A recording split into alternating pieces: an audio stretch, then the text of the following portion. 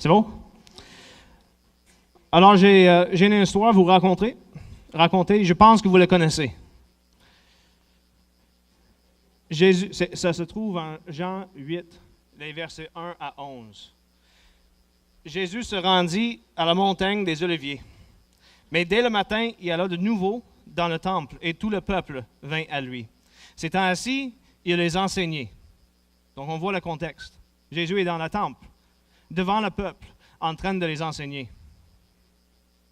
Alors, les scribes et les pharisiens amenèrent une femme surprise en adultère, et la plaçant au milieu du peuple, il dit à Jésus, notez le contexte.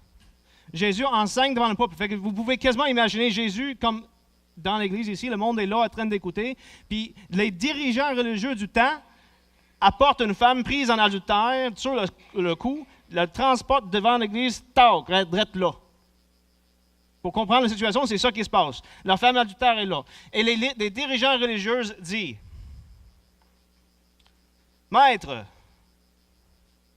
cette femme a été surprise en flagrant délit d'adultère. Moïse, dans la loi, nous a ordonné de lapider de telles femmes. Toi, donc, et tu vois le piège qui s'étend, que dis-tu? » Il disait cela pour l'éprouver afin de pouvoir l'accuser. Mais Jésus, s'étant baissé, écrivait avec le doigt sur la terre. Et donc, en plein devant tout le monde, la femme adultère là, ses accusateurs autour, il se penche puis commence à écrire à terre. On ne sait pas qu'est-ce qu'il a écrit. Comme ils continuaient à l'interroger, il se releva et il leur dit, « Que celui de vous qui est sans péché jette le premier la pierre contre elle. » Et s'étant de nouveau baissé, il écrivait sur la terre. C'est drôle, hein? Il dit juste une chose. Bon, vous accusez cette femme, pris en péché. Vous le présentez devant moi et devant tout le peuple. Vous nous expliquez que Moïse enseigne qu'on doit lapider l'adultère. Et il dit une seule chose, que celui qui n'a pas péché lance le premier pierre. Et après ça, il se rebaisse puis il commence à écrire à terre. Quand ils entendirent cela, accusés par leur conscience, ils se retirèrent un à un, depuis le plus âgé jusqu'au dernier. Et Jésus resta seul avec la femme qui était là au milieu. Alors s'étant relevé et ne voyant plus que la femme, Jésus lui dit, « Femme, où sont vos accusateurs? Où sont ceux qui t'accusaient? Personne n'a-t-il t'a condamné? » Elle répondit, « Non, Seigneur. » Et Jésus lui dit, « Je ne te condamne pas non plus. Va et ne pêche plus. » Il y a plusieurs affaires qu'il faut remarquer dans cette petite récit de la vie de Jésus-Christ. Selon la loi, comme disaient les pharisiens et les scribes, ils avaient l'obligation de lapider la femme prise en adultère. C'était ça le piège. Jésus était un maître qui enseignait dans le temple. Si Jésus disait non, il contredisait la loi de Moïse. S'il disait oui, il approuvait la mort de sa femme. C'est un piège. Jésus met tous les gens qui sont là, toutes les personnes qui accusaient la femme devant un fait vraiment important. La femme prise en adultère n'était pas le seul pécheur présent devant Jésus-Christ.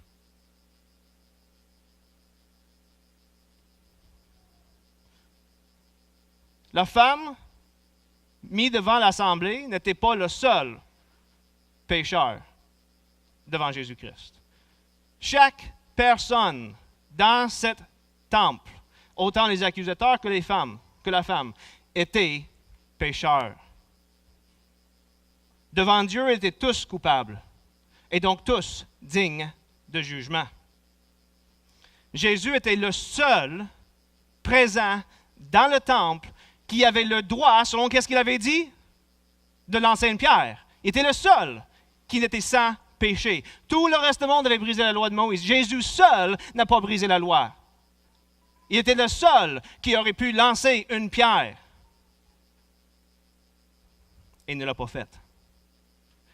Le seul qui était digne de lancer une pierre n'a pas lancé une pierre. Et notez-le bien, nous ne voyons aucun signe qu'elle était repentant. On ne voit pas la femme qui est en larmes en train de pleurer sa vie parce qu'elle se repent. Elle est juste apportée devant Jésus-Christ, pitchée à terre, puis dit, on l'a trouvé en adultère, qu'est-ce qu'on fait? Elle ne se repent pas. Pourtant, Jésus dit, je ne te condamne pas non plus. Va et ne pêche plus. Notez-le bien, Jésus n'a pas approuvé le péché. Il ne l'a pas approuvé. Il n'a pas dit que c'était correct. Il n'a pas approuvé le péché du tout. En fait, il a ordonné, cesse de pécher. Arrête de pécher. Mais je ne te condamne pas. Il le pardonne car son action était premièrement un péché contre Dieu. Et comme Dieu, il le pardonne et encourage de partir et de cesser de pécher. Certains des péchés sont plus manifestes et certains des péchés sont pires que les autres. Mais celui qui pêche, peu importe l'action, brise la loi de Dieu. Et donc, il est coupable devant Dieu.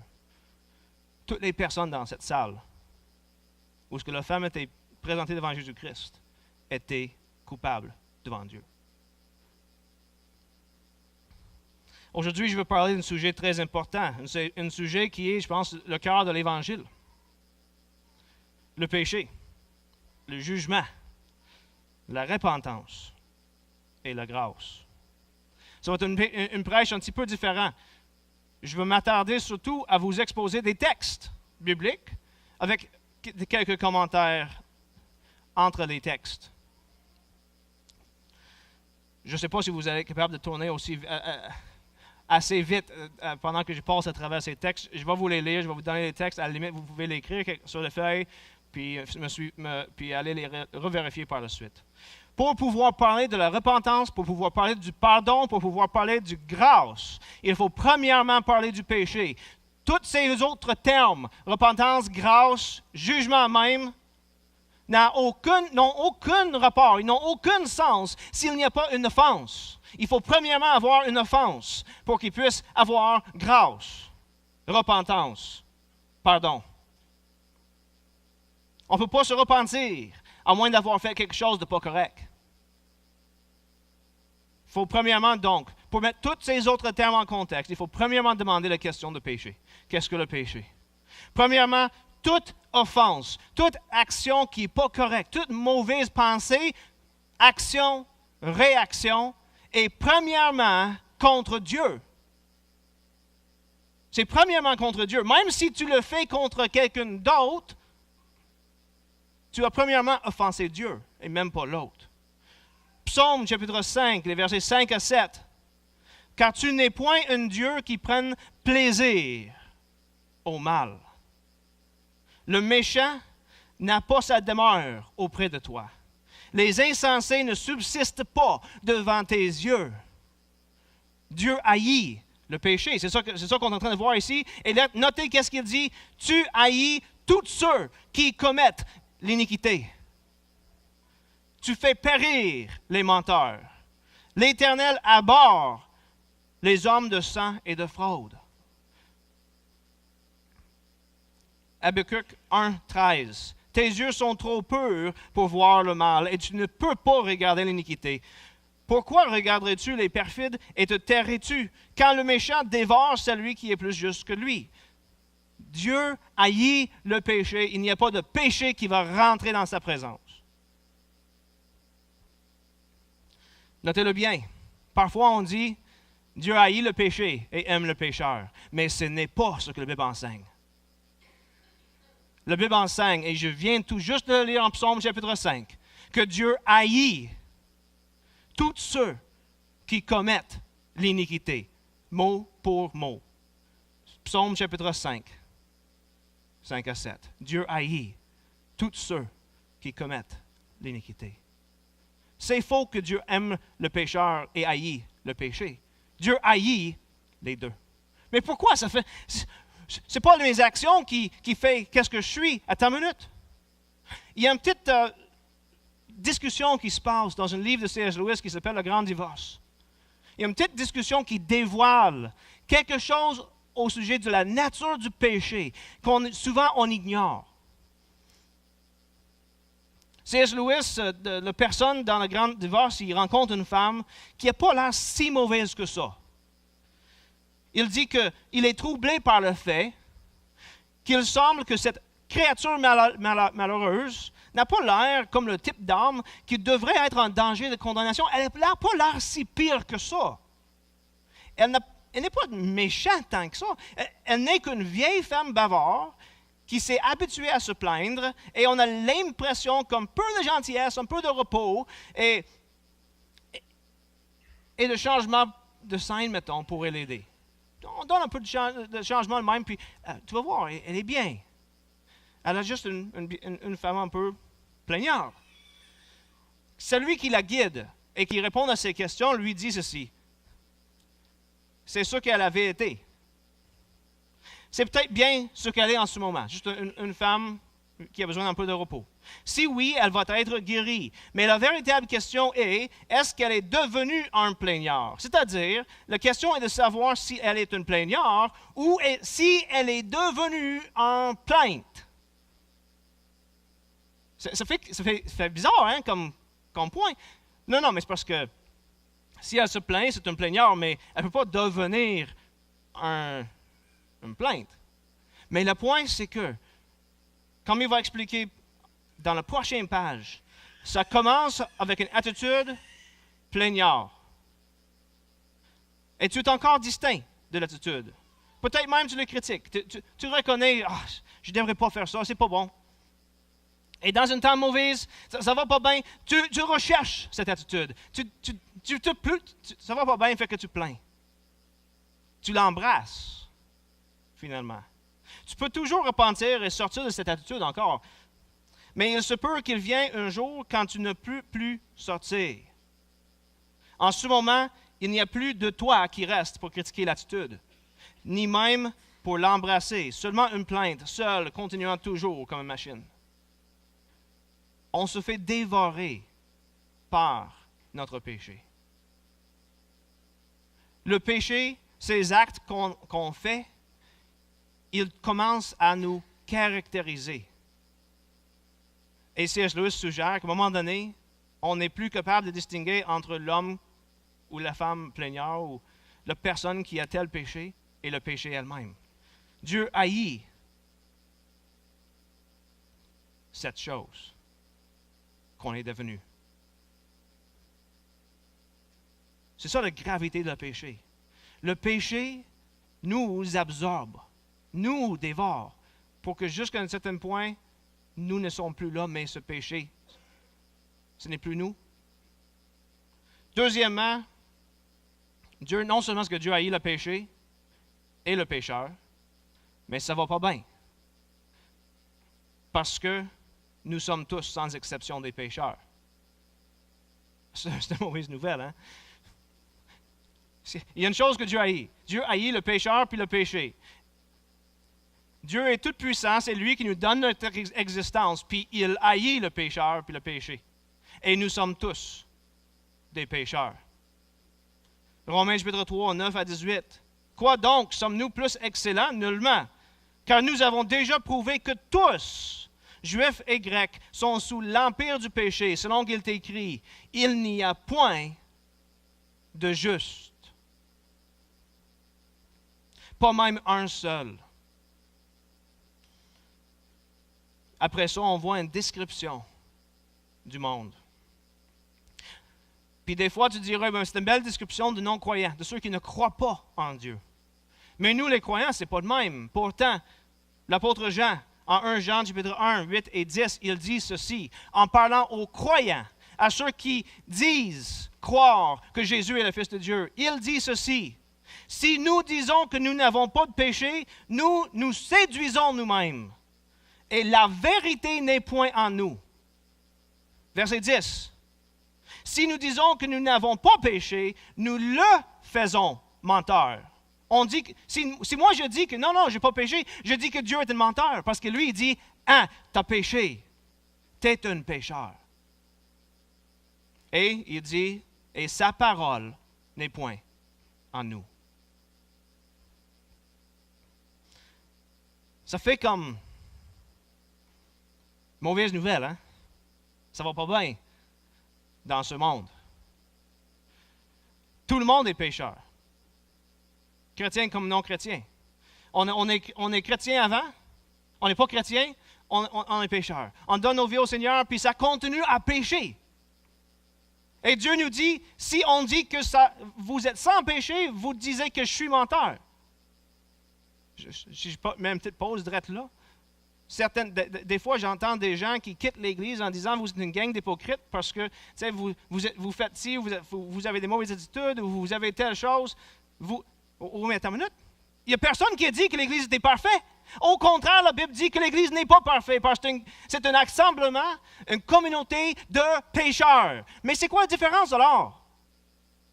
Il y a au moins 4 différences. La première différence majeure, c'est qu'après avoir donné sa vie au Seigneur, qu'est-ce que ça veut dire? C'est qu'on accepte que nous ne sommes pas capables de plaire à Dieu tout seuls. On comprend finalement que oui, nous sommes pécheurs, que Dieu est juste, puis qu'il haït le péché, et il n'y a rien que je peux faire par moi-même pour le rendre heureux. Rien. Et ça, c'est la première chose. La deuxième différence majeure, c'est qu'on a mis notre vie dans les mains de Jésus-Christ en lui faisant confiance. On dit, je ne suis pas capable, mais il est capable. Et on dit, fais qu'est-ce que tu peux faire. La troisième différence, Dieu promet de nous donner l'Esprit Saint pour nous aider à prendre des décisions qui glorifient Dieu.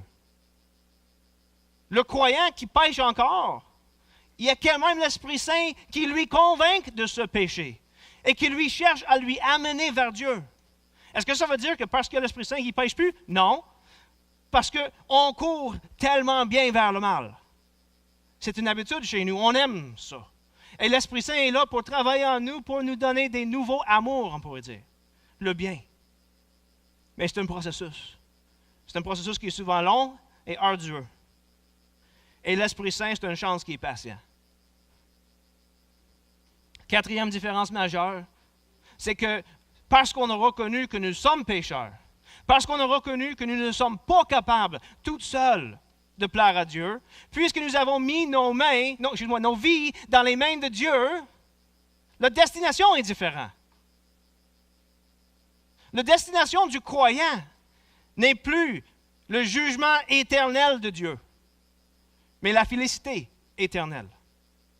Parce que Dieu est bon. Quand il donne le pardon à quelqu'un, c'est pour l'éternité. Il n'y a pas de changement. Quand on réalise ces points, quand on réalise que nous sommes tous, dans les paroles de la prière de repentance qu'on voit dans les églises presbytériennes et anglicaines, que nous sommes tous des misérables pécheurs et que nous avons besoin constamment de se repentir devant Dieu. Quand on réalise ça, ça devrait changer la manière qu'on regarde tous ceux qui nous entourent, chrétiens, pas chrétiens. Tout d'un coup, on ne peut pas se regarder comme meilleur de nôtre, n'est-ce pas? Parce que, veut pas, on est tous des pécheurs. Je ne suis pas meilleur que vous, je suis pire. Vous n'êtes pas meilleur que moi, vous êtes pire. Puis c'est ça l'attitude qu'on devrait avoir. Il n'y a personne dans cette salle le matin qui est meilleur qu'un autre. Puis il n'y a pas personne dans cette salle le matin qui est meilleur que quelqu'un qui n'est pas dans cette salle le matin. Nous sommes tous pécheurs devant Dieu. L'attitude qu'il faut avoir, c'est l'attitude qu'on voit chez l'apôtre Paul dans son premier épître à Timothée, où ce qu'il dit dans chapitre 1, verset 15, c'est une parole certaine et entièrement digne de confiance, d'être reçue, que Jésus-Christ est venu dans le monde pour sauver les pécheurs, dont je suis moi-même le premier. Ça, c'est l'attitude qu'on devrait avoir. Quand on comprend, que Dieu haït les pécheurs et que nous sommes tous pécheurs. Si on avait cette attitude, on aurait un peu plus de misère à être sévère dans la manière qu'on traite les autres. Si à chaque fois que j'arrive envers l'autre, je me rappelle, cette personne pêche, mais je suis pire que eux. Cette personne pêche, mais je suis pire que eux. Et non seulement est-ce qu'eux ils pêchent et moi je pêche, mais Dieu nous fait grâce également. Il fait grâce à eux, il me fait grâce. Gloire à Dieu. Troisièmement, non seulement est-ce que Dieu a eu le péché, mais il nous appelle à nous autres pour que nous, on haït le péché, chacune, dans son vie personnelle. 1 Jean chapitre 2, 15 à 16. N'aimez point le monde, ni les choses qui sont dans le monde. Ici, quand on parle du monde, on ne parle pas de l'univers créé de Dieu, que Dieu, quand il a créé, il a dit « ceci est bon ». On ne parle pas de ça. Quand on parle de monde dans cette verset ici, on parle du péché qui règne dans la vie des gens. Haïr ça, il dit. N'aime pas ça. Si quelqu'un aime le monde, l'amour de Dieu n'est point en lui. Car tout ce qui est dans le monde, la convoitise de la chair, la convoitise des yeux et l'orgueil de la vie, ne vient pas du Père, mais du monde. Notez-le bien. Celui qui aime ce monde, ses désirs pour le mal, n'aime pas Dieu.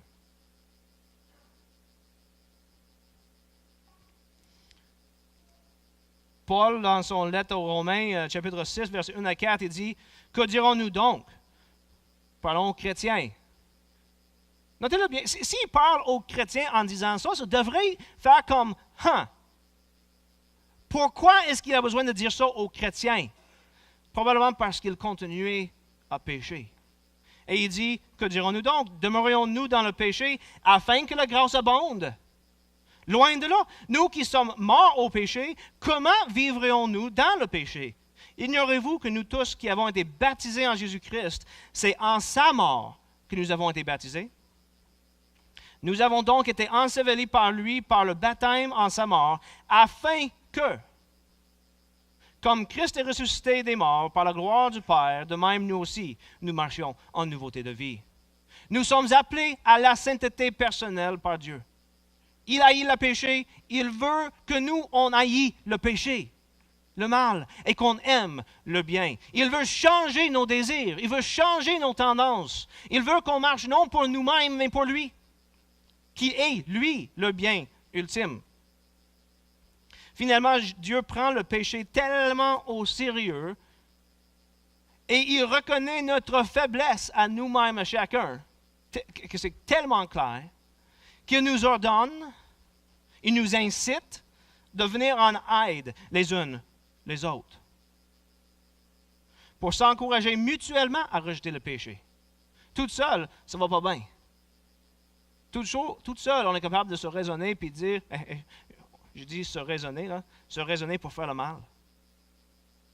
Mais quand on a la communauté qui vient ensemble et dit, non, attends, wow, ça c'est mauvais, ça c'est le bien, on court ensemble dans cette direction-là.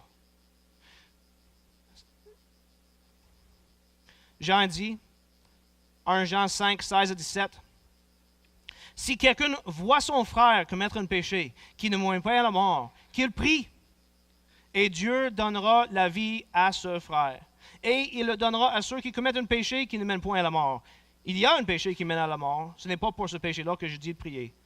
Toute iniquité est un péché, et il y a tel péché qui ne mène pas à la mort. » Il faut prier les uns pour les autres. On peut parler aussi de Hébreux chapitre 10 qui dit qu'il faut s'encourager mutuellement vers le bien. Donc, nous sommes tous pécheurs. Dieu haït le péché. Dieu veut que le péché soit loin de lui. Fait que nous, on est pécheurs pleins de péchés. Fait que ça va pas bien. Il veut qu'on soit loin de lui. C'est à peu près ça l'enfer. Mais il dit, je veux qu'il soit avec nous autres. Avec moi. Et donc, il nous encourage nous-mêmes de haïr le péché et de courir vers lui. L'image qu'on voit n'est pas beau, mais la Bible enseigne très clairement que Dieu nous étend sa main pour nous pardonner. Pensez à ça. Le pardon, ce n'est pas quelque chose que tu mérites. C'est même pas quelque chose que si tu dis « je m'excuse », l'autre personne est obligée de te donner. Celui que tu as offensé n'a aucune obligation envers toi. Du tout, rien. Tu peux demander pardon autant que tu veux sur tes genoux en larmes. Il n'est pas obligé de dire « je te pardonne » parce que tu ne peux rien faire pour le mériter. Et la Bible nous dit que malgré ce fait, Dieu nous pardonne. Ça, c'est fou. C'est ridicule. Ça ne marche pas. Mais écoute, qu'est-ce que ça dit? Romains chapitre 5, 6 à 11. Lorsque nous étions encore sans force, Christ, au temps marqué, est mort pour des impies. À peine mourrait-on pour un juste. Quelqu'un, peut-être, mourrait-il pour un homme de bien. Mais Dieu prouve son amour envers nous, en ce que lorsque nous étions encore des pécheurs, Christ est mort pour nous. Notez-le bien, on n'était pas repentants. Encore des pécheurs, Christ est mort pour nous. À plus forte raison, donc, maintenant que nous sommes justifiés par son sang, serions-nous sauvés par lui de la colère divine. Car si, lorsque nous étions ennemis, notez-le bien, ennemis de Dieu, nous avons été réconciliés avec Dieu par la mort de son Fils, à plus forte raison, étant réconciliés, serons-nous sauvés par sa vie. C'est fou, ça! On n'était pas repentants. Et il est mort pour nous. En 1 Jean, chapitre 1, ça dit ceci. Si nous confessons nos péchés, j'avais lu le verset juste avant, le 8, j'avais lu le verset 10. Dans les deux versets, ça dit, si tu dis que tu n'as pas le péché, la vérité n'est pas en toi. Verset 9. Si nous confessons nos péchés, il est fidèle et juste pour nous les pardonner et pour nous purifier de toute iniquité. C'est fou. Il n'y a pas d'obligation. Ce n'est pas parce qu'on demande pardon que Dieu est obligé de nous donner le pardon et la grâce. Mais il le fait parce qu'il nous aime. On était ennemis de Dieu, des pécheurs qui faisaient tout contre lui. On était condamnés et destinés à la condamnation éternelle. C'était ça notre destin. Tout ce qu'on avait fait, c'était contre Dieu. D'un certain sens, il nous a même donné ce qu'on voulait. Il a envoyé son Fils mourir. Imagine ça, Dieu mort. C'est ça que l'homme veut, d'un certain sens. L'homme veut être Dieu, mais pour que ça puisse arriver, Dieu doit mourir. Dieu a dit, c'est correct, je vais mourir pour vous sauver. Je vais même vous permettre de me tuer pour vous sauver. Je vais vous donner ce que vous voulez, pour que je puisse en sauver quelques-unes. Ce n'est pas juste que Dieu est offusqué de ce que nous voyait faire, ce qu'il nous voit faire les uns contre les autres. Chaque mauvaise pensée, attitude, action et réaction, même si c'est contre quelqu'un dans notre entourage, est en fait premièrement contre Dieu. C'est pas juste qu'il est tanné de nous voir argumenter. Tu sais, comme des fois, des parents peuvent être tannés de voir leurs enfants argumenter entre eux autres. Fait qu'ils les séparent dans leur chambre juste pour avoir du repos. C'est pas comme si Dieu était juste tanné. Il est la première personne offensée par chacune de nos actions pécheresses et mauvaises. Il n'a rien fait contre nous, en fait, il nous donne tout. Et on prend ce tout qu'il nous donne, puis on l'utilise contre lui. Je donne un exemple. Un voleur rentre dans une maison, puis il tue le propriétaire. Après ça, il vole son bien. Il vole tous ses biens. L'offense était faite contre qui? Bien, c'est clair, on dirait, le propriétaire. C'est le voleur qui a tué le propriétaire. Donc, c'est clair que le voleur, il a attaqué, il a offendu, il a fait une offense envers le propriétaire. OK.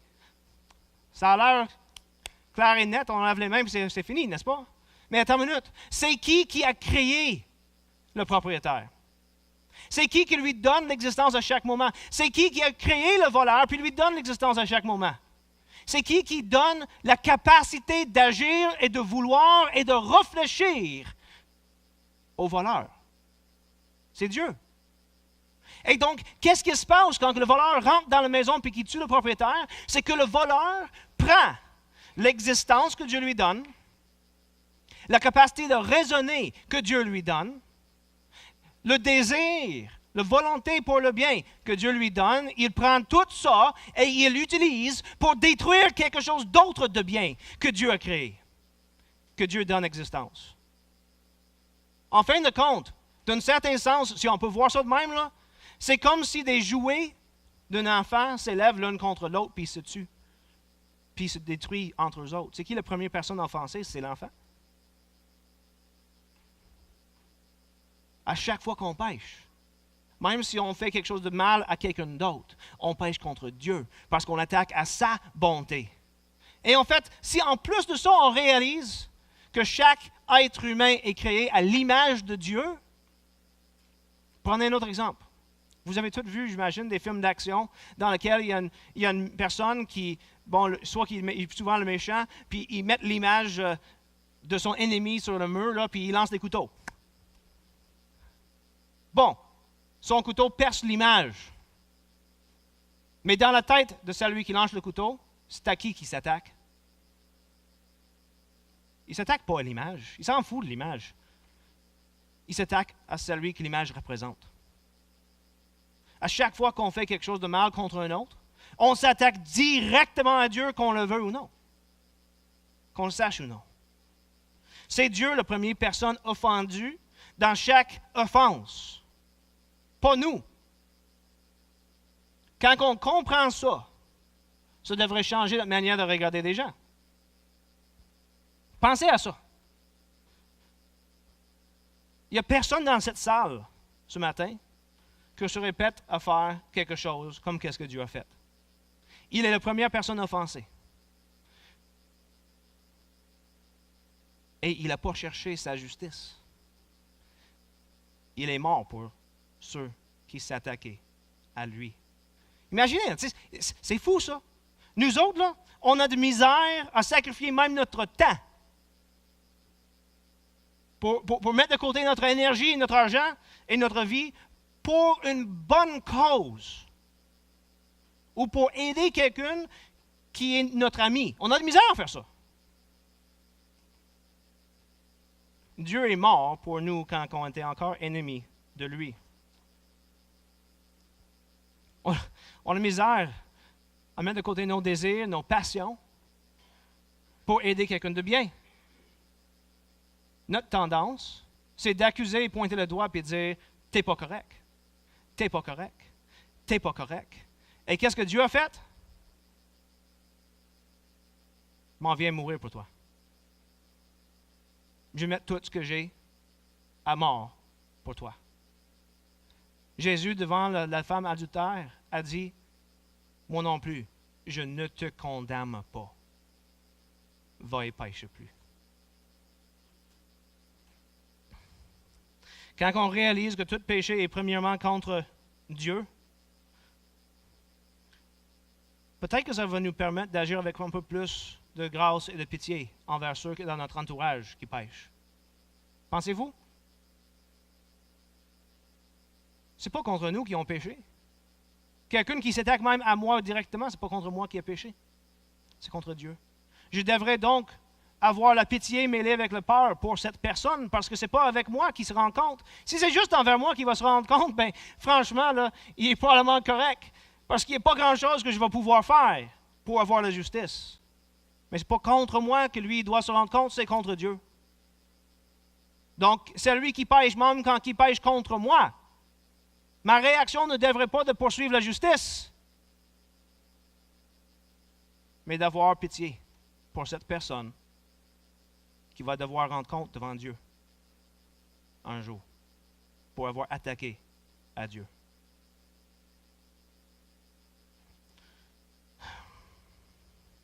Voilà pourquoi Dieu nous enseigne à pardonner. Matthieu 18, 21, 22. Alors Pierre s'approcha de lui et dit, « Seigneur, combien de fois pardonnerai-je à mon frère lorsqu'il péchera contre moi? Jusqu'à 7 fois? » Jésus lui répondit, « Je ne te dis pas jusqu'à 7 fois, mais jusqu'à septants, autrement dit 70 fois 7. Septants fois 7 fois. Ça veut dire, si tu fais le calcul, à peu près 490 fois. Et Jésus ne dit pas, tu devrais le pardonner pour 490 péchés différents.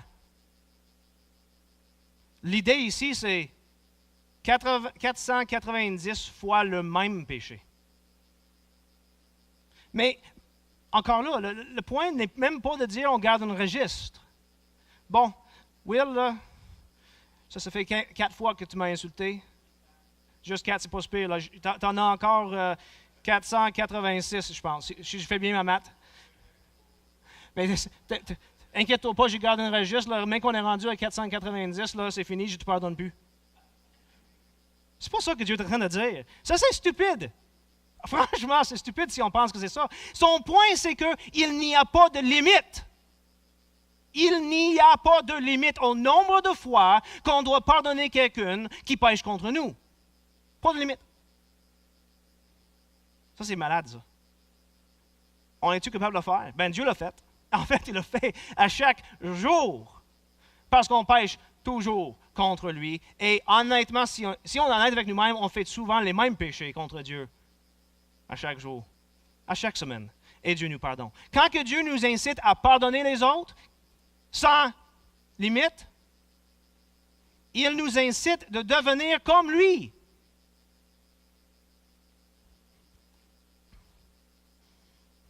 Et Matthieu 6, 14 à 15, il y a quand même une petite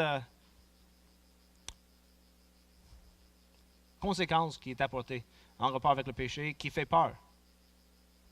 Jésus dit, si vous pardonnez aux hommes leurs offenses, votre Père céleste vous pardonnera aussi. Ça, c'est si alors, ça, c'est une phrase conditionnelle. Si une chose arrive, l'autre chose va arriver. Et la deuxième partie, ça fait peur. Mais, si vous ne pardonnez pas aux hommes, votre Père ne vous pardonnera pas non plus vos offenses. Nous sommes appelés à pardonner. En es-tu capable?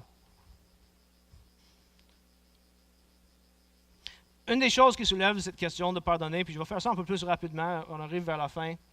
Une des choses qui demande cette question, c'est, ben là, si je pardonne tout le temps, ça veut-tu dire qu'il n'y a pas de conséquences pour l'acte?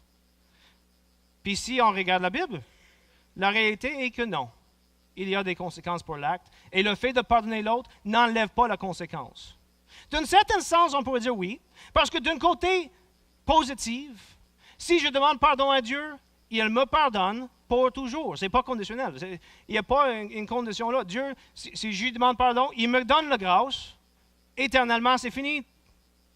Pas de retour là-dessus. Vous comprenez? Mais, la Bible est très claire sur le fait qu'il peut y avoir des conséquences et sanctions terrestres pour des péchés. Même quand il y a repentance et même quand il y a pardon et grâce qui sont donnés. Premièrement, Jésus lui-même indique que pour le pécheur qui n'est pas repentant, il y a des conséquences. Matthieu chapitre 18, 15 à 20, puis je ne lirai pas toutes, mais je vous invite à la lire chez vous. Matthieu 18, 15 à 20. Jésus explique que si tu vois ton frère qui pêche contre toi, notez-le bien, contre toi, va le confronter. Si il se repent, tu as gagné ton frère.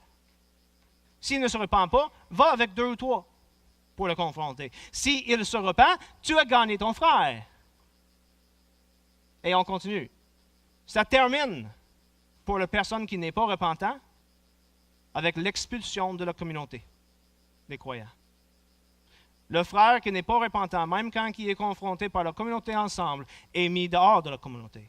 Et vous allez dire, non, wow, ça c'est un peu extrême comme conséquence.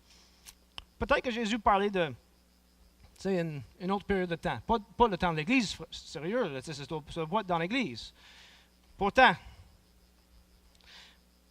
Paul dit, en 2 Thessaloniciens chapitre 3, versets 13 à 15, « Pour vous, frères, ne vous lassez pas de faire le bien. Et si quelqu'un n'obéit pas à ce que nous disons par cette lettre, notez-le, et remarquez bien ce qu'il dit, et n'ayez point de communication avec lui. » Point. Plus aucune. On n'en parle plus avec. Vous voyez ça? C'est assez clair. Je ne pense pas que je vous ai fait tant de commentaires là-dessus. N'ayez point de communication avec lui, afin qu'il éprouve de la honte. Ne le regardez pas, par exemple, comme un ennemi, mais avertissez-le comme un frère. Et donc, on voit un retour exactement à ce que Jésus a enseigné. On l'avertit, puis à un moment donné, s'il n'est pas repentant, il est coupé. Puis qu'est-ce que ça veut dire, cette coupeur? Parce que des fois, on dirait, on le traite comme un païen ou quelque chose, ça veut dire qu'on peut aller quand même prendre un café avec, on peut jouer au sport avec. Paul dit, n'ayez point de communication avec.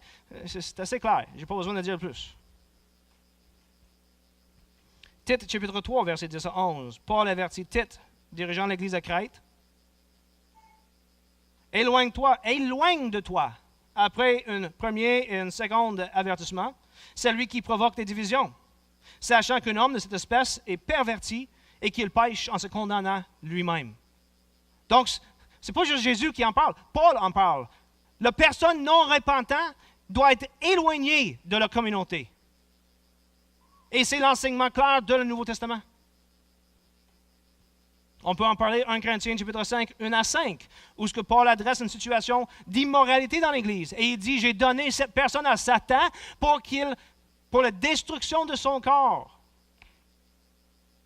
On peut parler de 1 Timothée chapitre 1, versets 18 à 20, où ce que Paul parle des docteurs qui enseignent l'hérésie. S'ils ne sont pas repentants, c'est quoi que dit Paul? Je les ai donnés à Satan pour qu'ils apprennent à ne pas blasphémer. Immoralité, hérésie. Dans les deux cas, la personne est exclue de la communauté, s'ils ne sont pas repentants. On peut parler de... La Bible enseigne aussi que c'est le rôle des anciens de faire ça. 2 Timothée, chapitre 2, 25, Tite, chapitre 1, 19, verset 9. Mais si un ancien pêche, qu'est-ce qu'on fait? Il y en a encore des instructions. 1 Timothée, chapitre 5, 19 à 22. Et je vous invite à lire ça chez vous. Donc, c'est clair qu'il y a des conséquences pour quelqu'un qui est non repentant, mais quelqu'un qui se repent, franchement, là, pas de conséquences, parce qu'il s'est repenti, n'est-ce pas? C'est drôle parce que c'est pas encore ça, qu'est-ce que la Bible dit.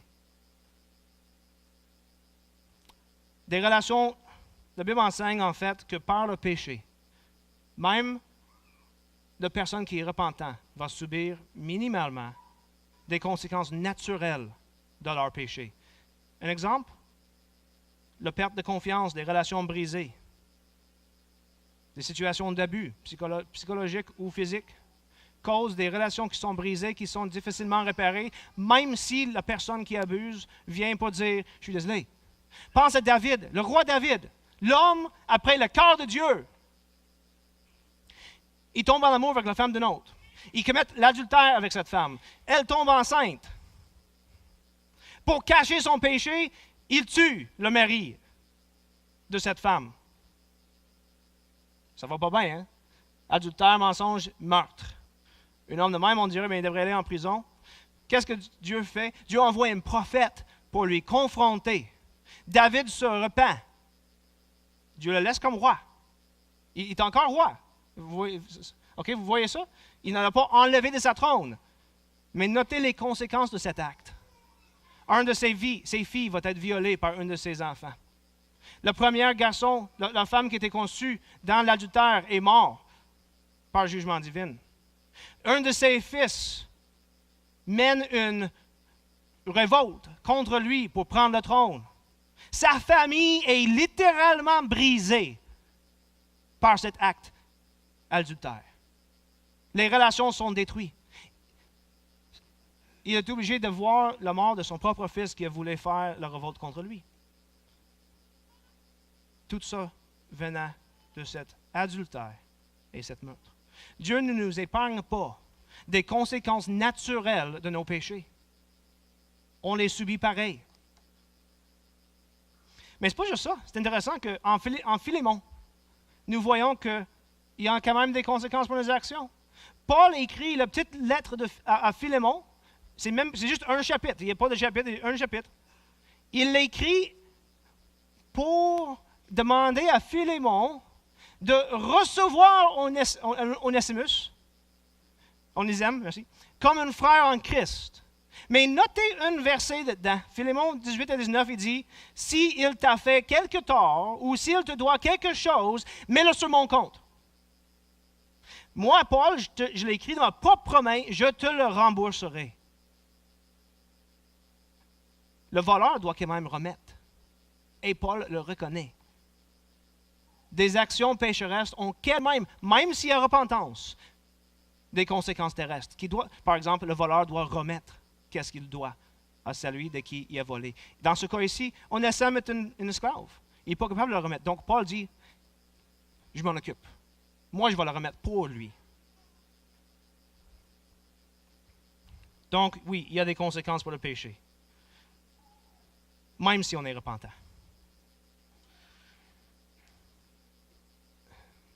Il y a aussi la réalité d'une lutte constante contre le péché. Une chute constante dans le péché. Une repentance. Un pardon. Et le rétablissement de la personne. Et on voit cette réalité clairement dans la parole de Dieu. Dieu ne dit pas, bon, après 5 fois, là, on n'accepte plus sa repentance. Dieu ne dit pas, après 10 fois, on n'accepte plus sa repentance. Combien de fois? 70 fois 7. Oui, mais il a repenti puis il a retombé dedans. Là, j'y mets dehors. Imaginez si Dieu faisait ça avec nous. M'excuse, là, Dieu, là. Toi, je sais que tu pardonnes tout le temps. Tu pardonnes tous mes péchés. Chaque pensée que j'ai qui est mauvaise, chaque action que je fais qui est mauvaise. Mais moi, là, ça ne marche pas. 3 strikes, you're out. Si Dieu faisait ça, on serait tout anéantis, ça serait fin. Là. On n'aurait même pas atteint 5 ans. Heureusement que Dieu ne fait pas ça. La personne repentant, Dieu ordonne qu'il soit repris, qu'il soit pardonné, comme Dieu nous a pardonné. On peut parler de l'histoire du méchant serviteur en Matthieu 18, 21 à 35, où ce que le roi pardonne à son serviteur une énorme quantité de dettes. Mais le serviteur s'en va, il voit un gars qui lui doit 5 piastres, puis il le met en prison. Dieu est comme le roi. Nous, honnêtement, si on est honnête avec nous-mêmes, on est plus comme le méchant serviteur, n'est-ce pas? Dieu nous a pardonné toutes et il continue à nous pardonner toutes. Et nous, on voit quelqu'un qui pêche, puis c'est comme « out ». Oui, mais je suis repentant, je ne le ferai plus.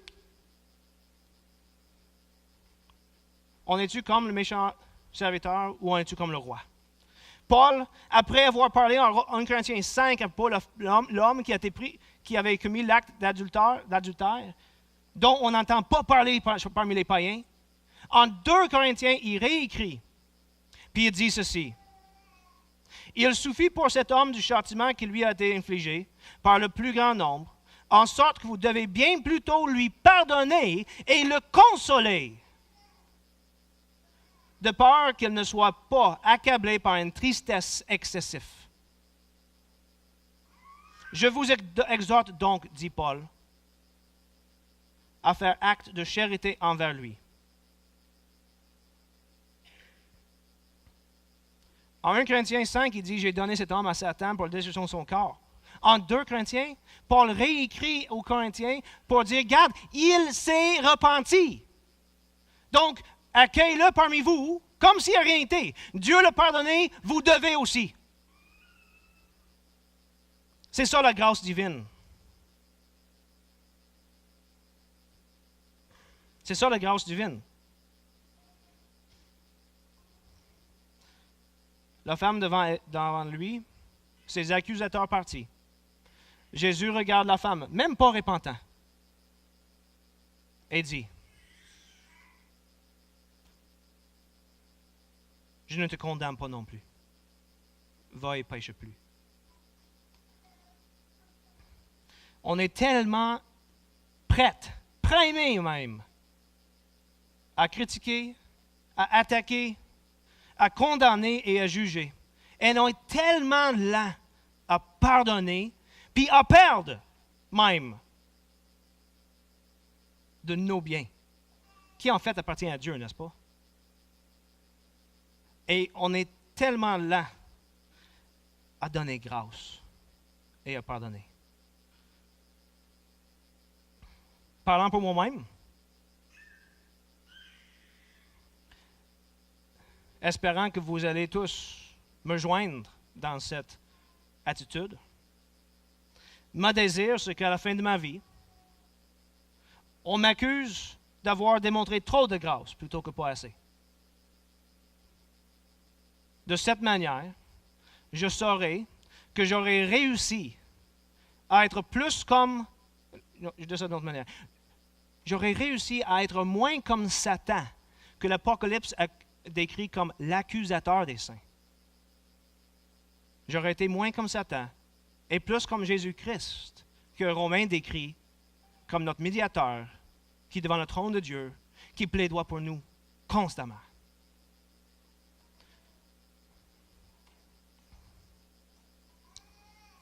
Seigneur, merci pour cette grâce que tu nous démontres. Nous n'avons pas droit à ça.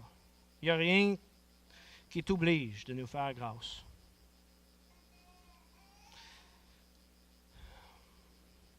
Et tu l'as fait pareil. Même si on n'était pas repentant, tu es venu sauver les pécheurs. Même si on était ennemis de toi, tu t'es révélé en Jésus-Christ. Tu t'es laissé faire tuer par des personnes qui t'haïssaient. Tu étais allé à la croix pour nous sauver. Seigneur, aidez-nous d'apprendre de ton exemple, de faire grâce aux repentants, de s'en rappeler que devant toi, il n'y a personne de parfait. Nous sommes tous pécheurs qui ont besoin constamment de ta grâce. Que ton nom soit glorifié, Seigneur, par la démonstration de ta grâce dans nos vies et dans nos actions avec les autres. Amen. Alors, je vous invite aux fêtes foraines.